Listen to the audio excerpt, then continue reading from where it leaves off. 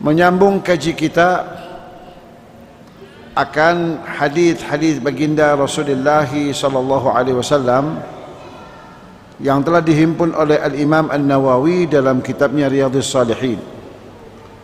Dan pada petang hari ini kita telah sampai pada bab apa yang seyogyanya dibaca oleh seorang muslim muslimah, mukmin mukminah saat ia menghadapi kekhawatiran dan kecemasan serta ketakutan akan seseorang atau akan banyak orang, ada ancaman mungkin ya, dan bukan orang saja ya, apa saja yang kira-kira akan mengancam keselamatan dirinya dan dia mengkhawatirkan hal itu. Maka Islam punya arahan bagaimana seseorang itu agar ia diselamatkan oleh Allah dari segala mara bahaya yang datangnya dari manusia maupun dari makhluk-makhluk Allah yang lain. Saat manusia itu sedang menghadapi kecemasan, ketakutan, kekhawatiran akan keselamatan dirinya, maka Islam punya bimbingan, yaitu berupa doa. Apa yang dibaca oleh Rasul saat Rasul sallallahu alaihi wasallam itu mengalami hal-hal yang seperti ini.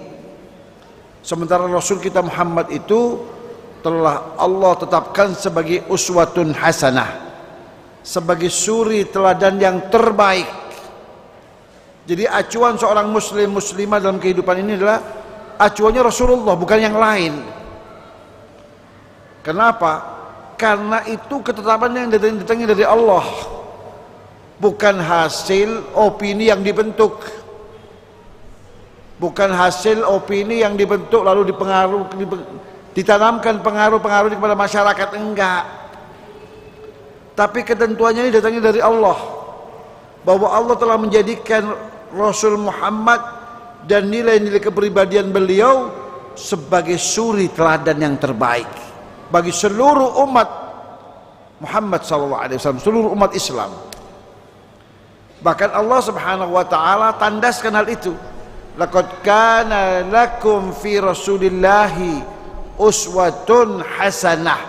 Sungguh telah ada bagi kalian semua, siapapun kita, apapun profesi kita, apapun status sosial kita, maka pada pribadi Rasul itu ada nilai-nilai keteladanan yang sempurna.